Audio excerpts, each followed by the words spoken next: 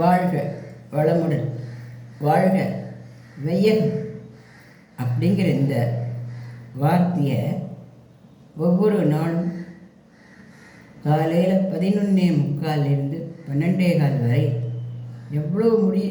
எவ்வளவு தரம் முடியுமோ அவ்வளோ தரம் மனசுக்குள்ளே நம்ம சொல்லியிருந்தாக்க இந்த பிரபஞ்சம் நமக்கு வேண்டியதை கொண்டு வந்து கண்டிப்பாக கொடுக்கும்.